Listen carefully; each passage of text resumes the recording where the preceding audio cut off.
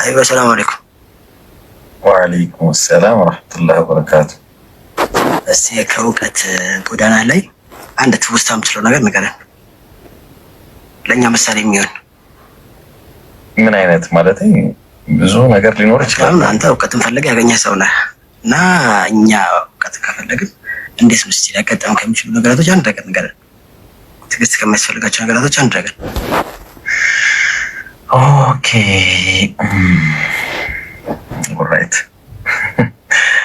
እሺ ያው እኔ ንጽጽር ስጀምር የጀመርኩት በቤተሰቤ ነው።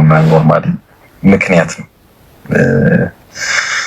እሱም ያው በፋዘር ምክንያት ነውና ፋዘር ሙስሊም አይደለም እና ወንድሜ ደግሞ ያነጻጽር ነበርና በጣም ሰዎች የማያውቁት ያኔ እና አቡ ሀይደር በነበሩበት ወቅት ላይ በጣም ጎበዝ አነጻጻሪ ነበረ።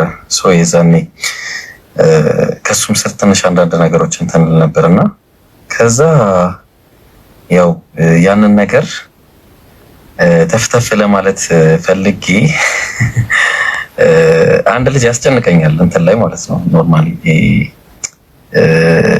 ፌስቡክ ነበር ያን የምጠቀመው። በጣም ያስጨንቀኝ ነበር አንድ ልጅ አብሮኝ የተማረ ልጅ ነውና ያኔ ብዙም ንጽጽር አልችልም። ከዛ በጣም ሲያስቸግረኝ ዝም ብዬ የሆነ ነገር ለቀኩለት፣ ቴክስት አደረኩለት በውስጥ ማለት ነው።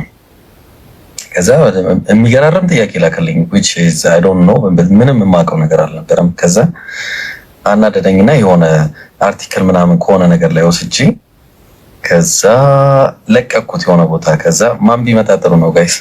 ኡስታዝ ወሂድ መጥቶ በውስጥ ይሄ ነገር ትክክል አይደለም ማስተካከል አለኝ። ቆይቷል በጣም እና ከዛ እንዴ አልኩኝ እሺ እንዴት ነው ምናምን ማስተካከል ምናምን። ከዛ አይ በቃ አንብብ ምናምን አለኝ። የዛን ጊዜ አንባብ ይሁን ምናምን አለኝ። ከዛ በኋላ ማንበብ ጀመርኩ። ሀቂቀተን በጣም ማንበብ ጀመርኩ። የራሴን ጉዳዮችም የዚህ የክርስትናንም ምናምን ማየት ጀመርኩኝ። ከዛ በኋላ አልሐምዱሊላህ ያቺ ሞመንት ለኔ ተርኒንግ ፖይንት ነበረች ልልፈልግ።